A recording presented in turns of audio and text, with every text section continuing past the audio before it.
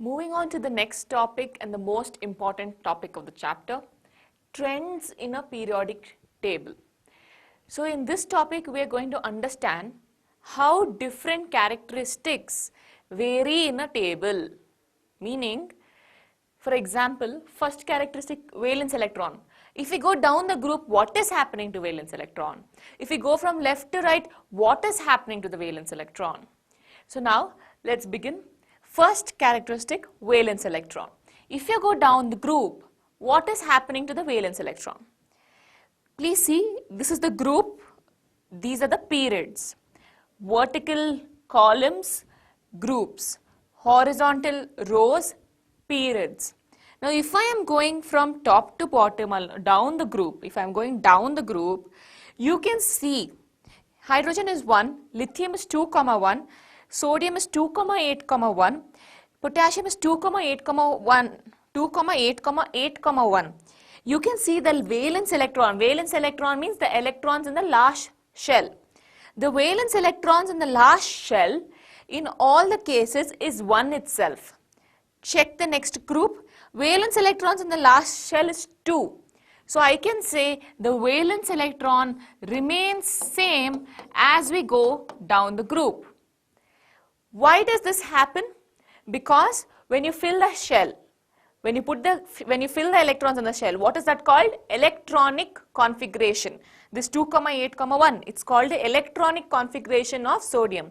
Because the electronic configuration remains same.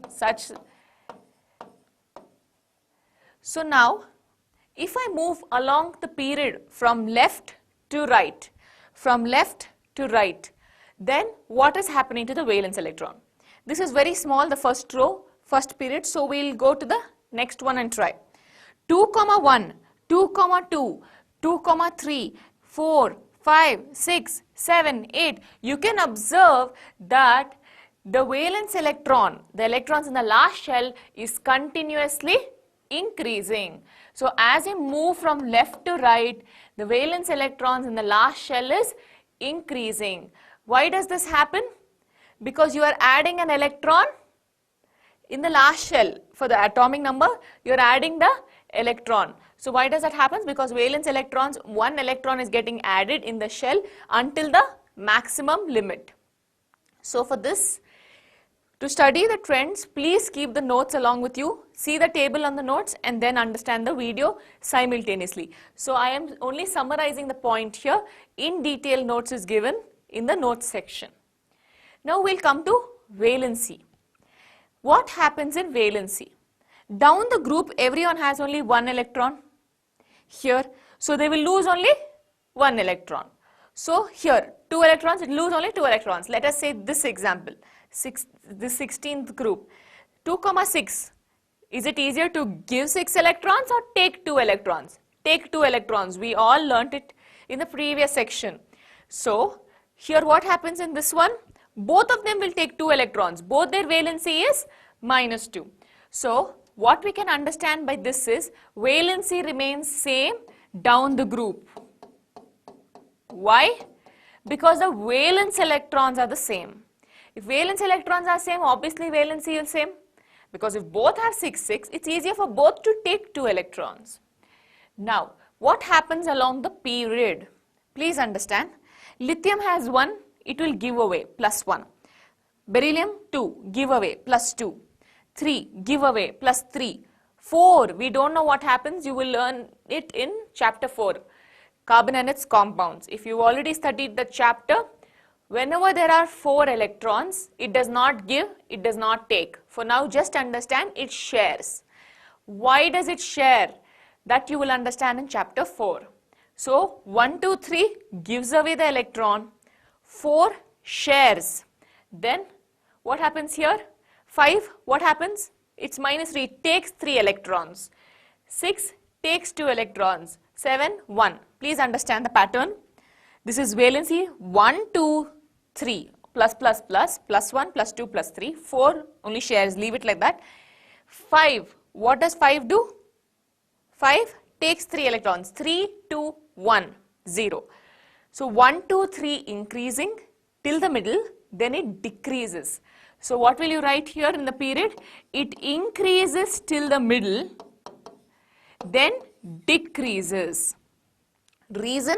Because as you move along the period, it is easier to give away 1, 2, 3 electrons, share 4 electrons, and then accept 3, 2, 1 electrons. That will be the reason for this. It's clearly given in the notes. I hope you understood how it increases till the middle and then decreases. Why? Because it is easier to give away 1, 2, 3 electrons, share 4 electrons, and then accept 3, 2, 1 electrons. So increasing 1, 2, 3, then decreasing 3, 2, 1, which is why increasing till the middle and then decreasing. Okay, next characteristic, atomic size or radius. Both we mean the same. First of all, what is the meaning of atomic size or radius? Let us understand. If this is the nucleus and you have shells around it, electron here, then atomic radius is defined as the distance from the center of the nucleus till the valence electron. This is known as the atomic radius of the nucleus. So this maximum distance to valence electron, not to this electron, valence electron. Why valence electron? Because valence electrons are the electrons in the last shell. So now, what happens to the atomic radius as we go down the group? Please understand.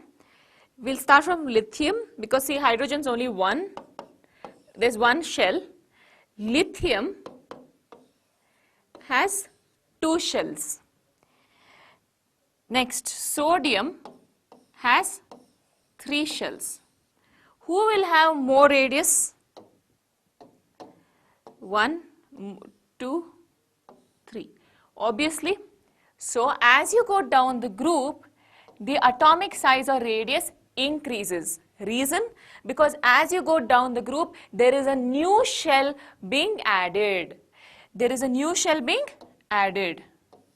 Now, let's understand what happens along the period. New shell is being added.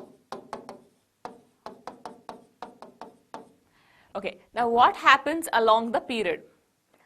Carefully observe, when you are going along the period, there is no new shell being added. For example, lithium, beryllium. Lithium is here and beryllium is here. So, there is 2 electrons and then 1 electron here. Coming to beryllium,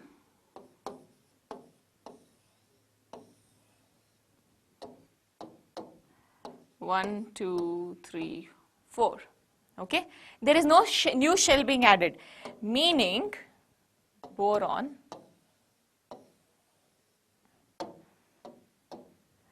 one, two, 3. Understand? All of them look to be same size. Yes, you feel, oh, it is same size because all of them have 2 shells. But no, what happens over here is, please understand, there is only 1 electron over here. So whatever protons are there in the nucleus will try to pull this electron. Agreed? Here outside there are 2 electrons. The nucleus now are pulling 2 electrons. Imagine you are holding a magnet. If I keep north pole here and only little south pole, small magnet, it will attract. If I keep more south pole, more force of attraction. More the electrons in the valence shell, more the force of attraction. So this nucleus will have more force of attraction. Proton wants to pull it inside. So what happens? The outer shell, this whole size decreases a little. The whole size decreases a little. Understand how? See, it decreases a little. Now, when it comes over here, there are 3 electrons. The force of attraction is more. Why? Because now imagine north pole, south pole, you give me a bigger south pole, bigger north pole, more force of attraction. In the same distance, more force of attraction. See, same distance it was. Now it is same distance, even more force of attraction. So this whole atom size will reduce. So what happens to this? This will also reduce even more. So you can see as we go along a period from left to right, the atomic size decreases. Reason being, there is a valence electron added in the last shell. Everyone knows it's increasing. So what is happening? The force of attraction inside the nucleus, the force of attraction in the atom between the nucleus and the valence electron. So you can just say the force of attraction in the atom increases, which is why the size of the atom decreases. This is, instead of saying force of attraction, the other word that some textbooks use is called effective nuclear charge. Effective nuclear charge. Effective nuclear charge, effective meaning how much effect is there, it's strong enough. What is the average or overall effect? Nuclear referring to the nucleus's attraction, force of attraction, and charge because you have protons and electrons. This is nothing but force of attraction itself. So the effective nuclear charge increases as we go from here. That means the force of attraction is increasing, which is why the atomic size is decreasing. So the next characteristic, metallic character. First of all, let's understand something about metals. Few examples of metals and their valencies are lithium, sodium, calcium, magnesium, aluminium. So what we can understand by this is all of them want to become plus. That means all of them want to lose electrons. Metals want to lose electrons and become stable. Now, as we go down the group, is it easier to lose the electron or not? Is it difficult or easier? Let's understand. So lithium is here and you have 2, 1. So you have 2, 1. Now we go to sodium. So now in sodium, it is, what is this? 2, 8, 1. So here you have 8, 1. Okay. So now tell me, this valence electron will get lost, right? So let's say this one is here. Is it easier for the lithium to lose the electron or sodium to lose the electron? Understand, if the nucleus is trying to attract this electron, it has so much distance between. If I keep two magnets and I keep it here, less force of attraction. Bring it closer, more force of attraction. So this is less force. Here it is closer to the nucleus, more force of attraction. He is more loosely held, meaning lithium nucleus is holding this electron more strongly. Here it is little loose. So if anyone wants to lose electron, who will be able to lose easily? Sodium, because the force of attraction over here is lesser. So as you go down the group, what is happening? It is easier to lose the electron. Easy to lose electron, better metallic character. So the metallic character increases down the group. Why does it increase down the group? Because the force of attraction between the nucleus and the valence electron decreases, which means it is easier to lose electron. Tendency to lose electron increases down the group because the force of attraction is lesser between the nucleus and the valence electron. So this is done. Coming to the period. Now when you understand what happens in the period, lithium, beryllium, boron, we are going like that in that order. So you already saw in the last example, if lithium is like this, beryllium size is little smaller. Boron size is even more smaller, even though all of them have 2 shells only. We saw that this radius is decreasing. Why? Because the force of attraction is more. What does this mean? If there's an electron here, it is pulled by the focus, by the nucleus strongly. Force of attraction is more. Effective nuclear charge is more. Here it is little lightly bound. It is lightly bound. So now among these two, who has better tendency to lose electron? Who will give away the electron first? This is loosely bound. This is tightly bound. Loosely bound, tightly bound. Who will want to give away first? He will want to give away. That means tendency to lose the electron decreases. If you're losing electron tendency, if you don't want to give away electron, your metallic character is not good, because metallic character means give away electron, become positive, become stable. So this one is not giving away the electron easily. So this decreases as you go from left to right in the period. Why? Because the effective nuclear charge or the force of attraction increases between the nucleus and the valence electron. Why? Atomic radius is smaller. We already studied in the last characteristic, I mean.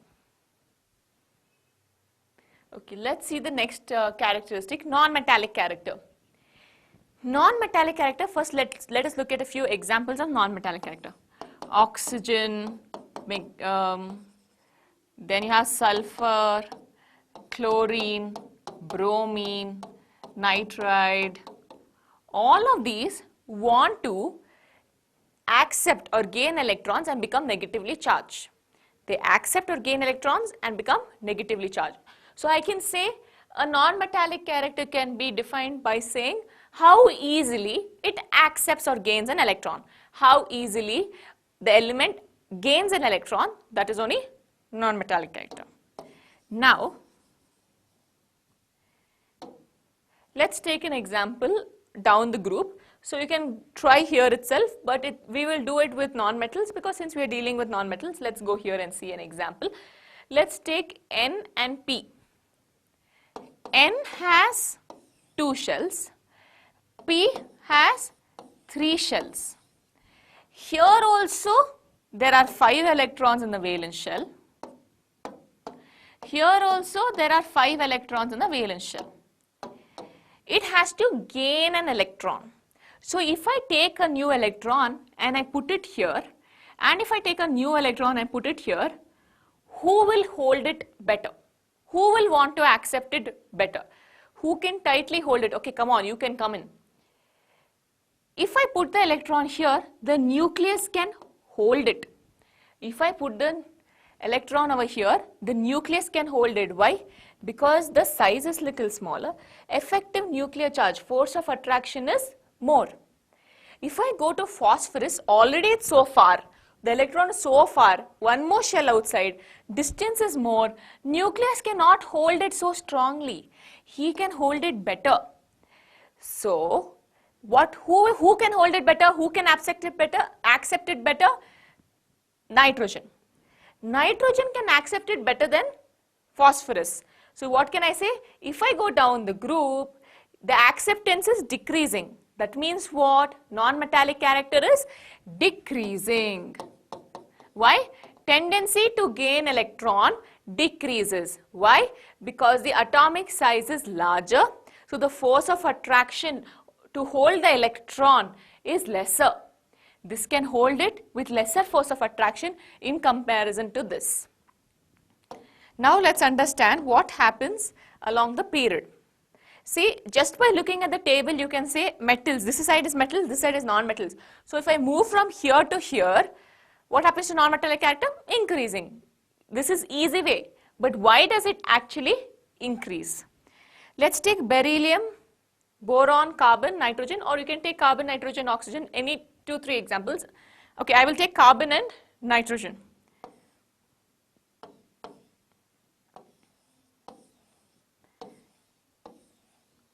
Nitrogen is smaller than carbon. Why? We already studied that as you move along the period, the atomic size is lesser, even though the number of shells are same. Why? Because it has more electrons in the valence shell. 1, 2, 3, 4,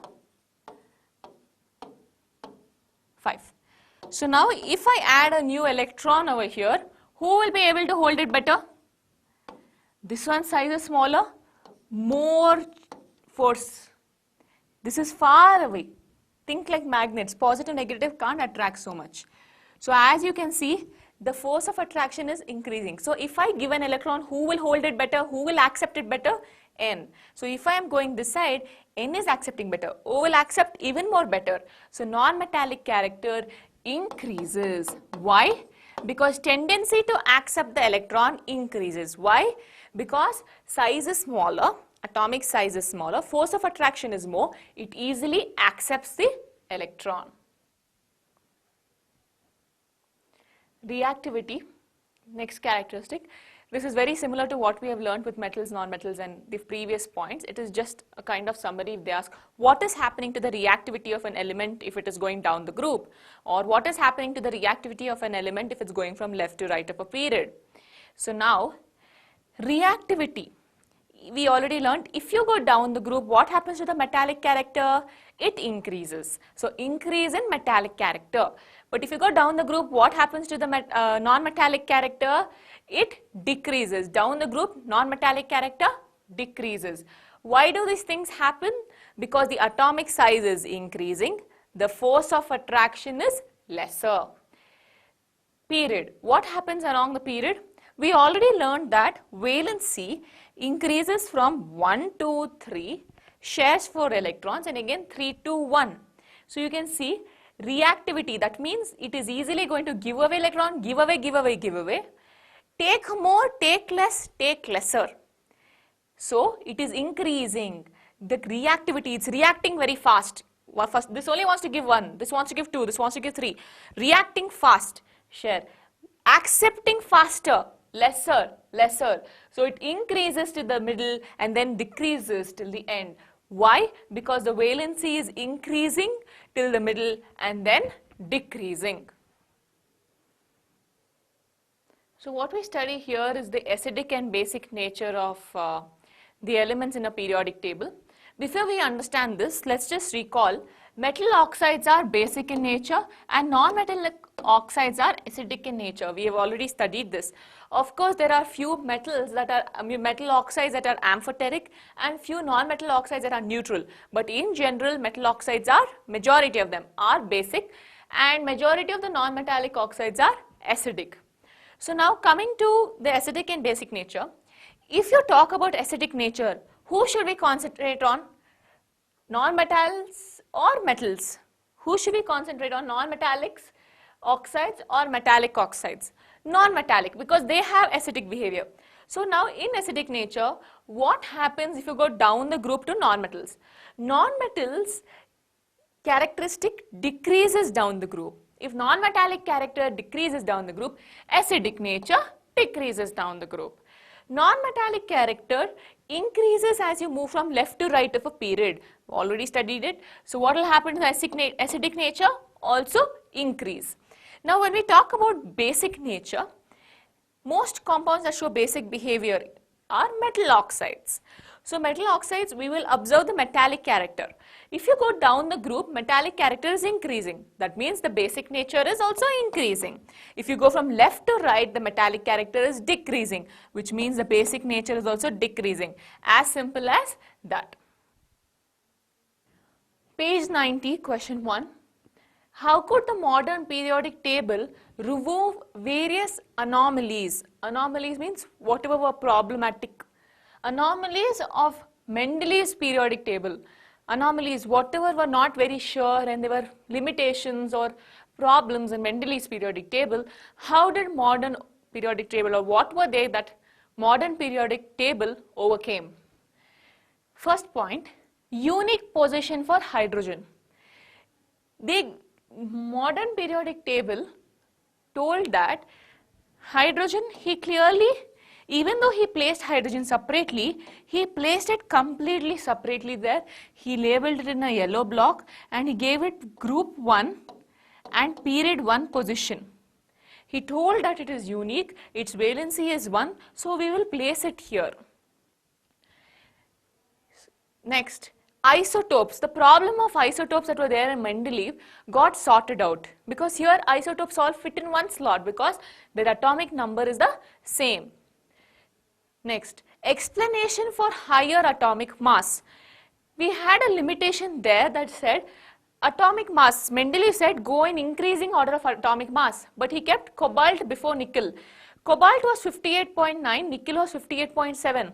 Even though he said increasing atomic mass, he himself did not follow this.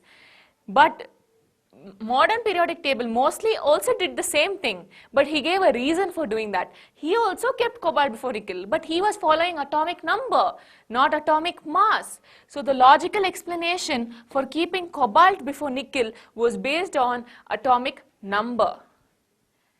Next, position of metals, non-metals and metalloids were differentiated. In the table, clearly metals came to the left, non-metals came to the right, and in the border of the two at the center, we had metalloids. Coming to the last point, similarity and dissimilarity of elements were justified as to why they are like that. Mainly because of valency, we had all the elements in a group have similar properties and the different elements from different groups have dissimilar properties. So it was clearly justified and put together. Question 2. Name 2 elements you would expect to show chemical reactions similar to magnesium. What is the basis of your choice? We know that elements in a group show similar properties. So now coming to magnesium over here, magnesium is with calcium and beryllium. There are more elements down, you can take that also. Since we are learning up to 20, we will try to stick up to 20 as much as possible. So with magnesium is beryllium and calcium. So beryllium and calcium will show similar properties, basis of your choice, because they have the same number of valence electrons. Next question. Name 3 elements that have a single electron in the outermost shell. Last shell should have 1 electron. Look at the first group. 1, 2, 1, 2, 8, 1. 2, 8, 8, 1. You can name any 3. So the first answer, hydrogen, lithium, sodium. Lithium, sodium, potassium. Anything you can name. I am naming lithium, sodium, potassium.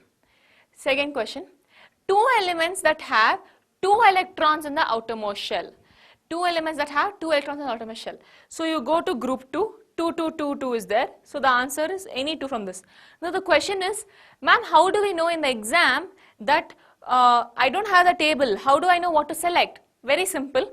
2 electrons in the outermost shell. So you select K shell, L shell, M shell. You are dealing only up to 3 to 4 shells. So first put 2. Which element is this? Which element is this? Helium. So first answer, helium. Next, 2, 2. Next shell only 2 electrons. Which atom, which element is that? 2, 2, 4, beryllium. Beryllium can be your answer. Next, 2, 8, 2. 2, 8, 2. 2 plus 8, 10. 10 plus 2, 12. 12 is which element? Magnesium. 2, 8, 8, 2. 20. Calcium. So without the table also you can get the answer. In the exam you will not be given table for 1 to 20 elements. You have to learn to answer it without that. I have taught you how to answer it. It is very simple. Fill up KLMN electronic configuration, add the numbers, get the atomic number and guess the element. So we'll name it as beryllium and magnesium here, as they have 2 electrons in the outermost shell. Name 3 elements with filled outermost shells. Answer should be filled outermost. Helium, neon, argon. Answer is right there. What do we do if we don't want to use the table? You can still get it. How? Let us see. So you have K shell, L shell, M shell, N shell. Outermost shell has to be filled. 2. Filled. 2, 8. Filled. 2, 8, 8. Filled. This is 2. 2 plus 8, 10. 2 plus 8 plus 8, how much is that? 18. 2 means which element? Helium. 2, 8, 10, neon. Argon. So we got the 3 elements. Question 4. First one, lithium, sodium, potassium are all metals that react with water to liberate hydrogen gas. Is there any similarity in the atoms of these elements? You can see all react with water to give hydrogen gas, meaning they all have similar property. What is the similarity in their element? Lithium, sodium, potassium. Lithium 3, sodium 11, potassium 19. Electronic configuration 2, 1, 2, 8, 1, 2, 8, 8, 1. So what can we say about their similarity in the atom? What is similar in their atom? They all have the same number of valence electrons.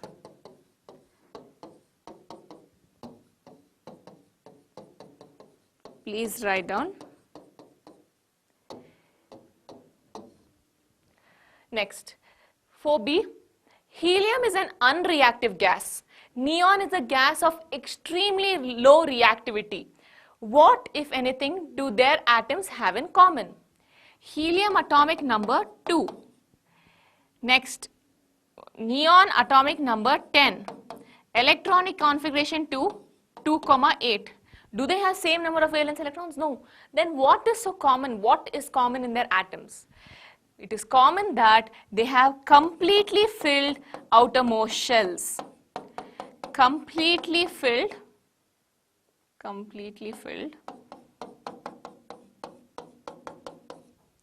outermost shells.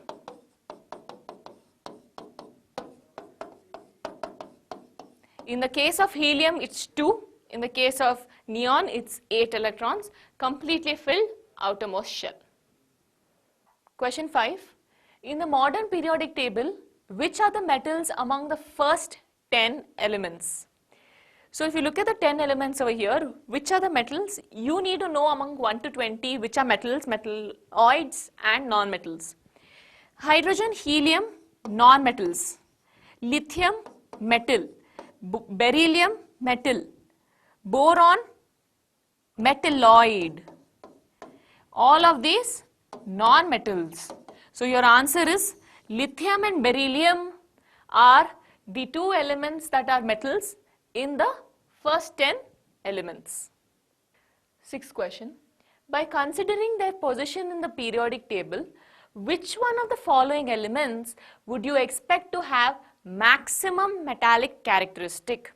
As you can see, all the elements are placed in a single period except for beryllium that's placed on the left.